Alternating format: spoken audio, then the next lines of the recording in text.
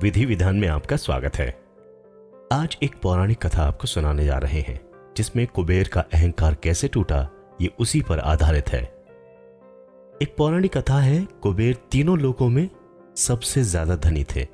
एक दिन उन्होंने सोचा कि हमारे पास इतनी संपत्ति है लेकिन कम ही लोगों को इसकी जानकारी है, इसलिए उन्होंने अपनी संपत्ति का प्रदर्शन करने के लिए एक भव्य भोज का आयोजन करने की बात सोची। उसमें तीनों लोकों के सभी देवताओं को आमंत्रित किया गया। भगवान शिव उनके इष्ट देवता थे, इसलिए उनका आशीर्वाद लेने वह कैलाश पहुंचे और कहा, प्रभु आज मैं तीनों लोकों में सबसे धनवान हूं, ये सब आपकी कृपा का फल है। अपने निवास पर एक भोज का आयोजन करने जा रहा हूं, कृपया आप परिवार सहित भोज में पधारने की कृपा करें।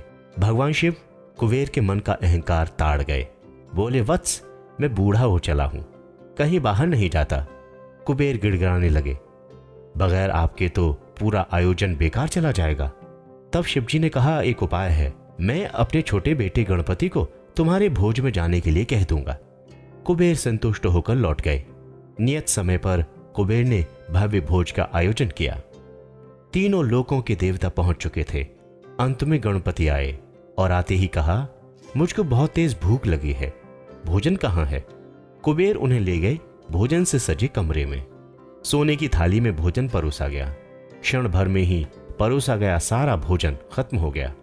दोबारा खाना परोसा गया, उसे भी खा गए।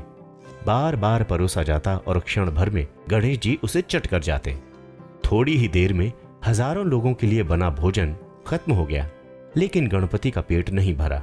वे रसोई घर में पहुंचे और वहां रखा सारा कच्चा सामान भी खा गए। और इधर सभी देवता ये कहने लगे कि हम इतनी देर से बैठे हुए हैं लेकिन अभी तक भोजन क्यों नहीं आया।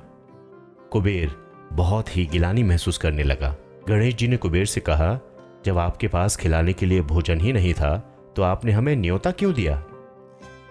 और इसी के साथ कुबेर का अहंकार टूट गया। आपको कहानी कैसी लगी कमेंट सेक्शन में जरूर बताएं। नमस्कार।